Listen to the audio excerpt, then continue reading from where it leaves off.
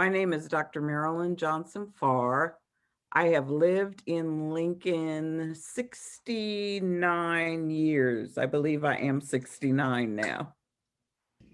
I am a professor of education at Doane University, and I actually hold an endowed chair.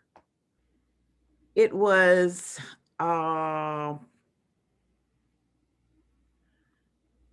kind of two-pronged.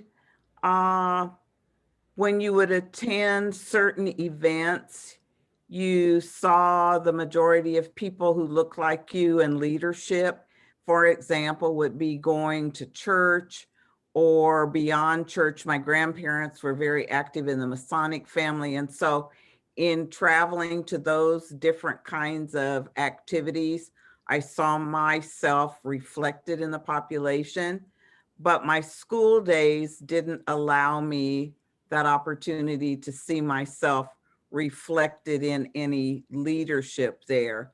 So through elementary school, through my high school experience, none of the leaders that I saw looked like me. So it was difficult to really value the significance of contributions of Black people because you didn't see them in that opportunity. Opportunities weren't as present for you to see that model.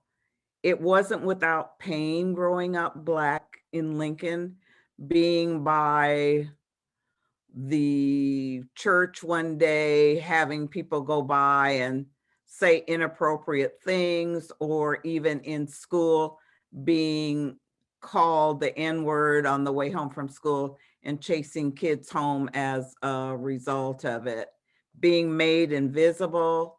I mean, those were just some of the common themes, but in the household and people who were in your sphere of influence who look like you, they always tried to work at empowering you.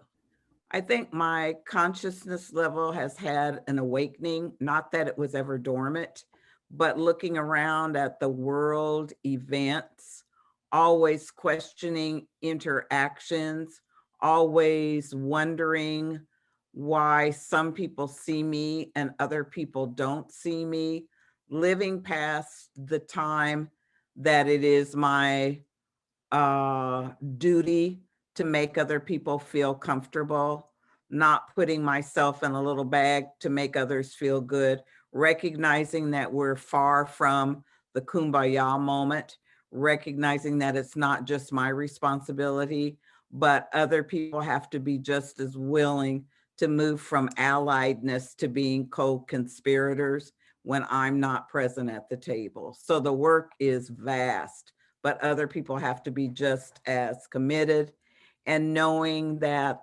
oftentimes still when I walk in a room, I'm very conscious of who's in the room, but knowing other people are conscious too, and sometimes in their consciousness, they make me invisible. Lincoln just, I think, in the last year or two has recognized that there is a problem, and perhaps trying to find the way in which they can work at the problem, and really not making people who look like me be spokespersons or tokens, but to let some of the other people who are more homogenized be the front leaders and work together jointly to break down some of the systemic barriers.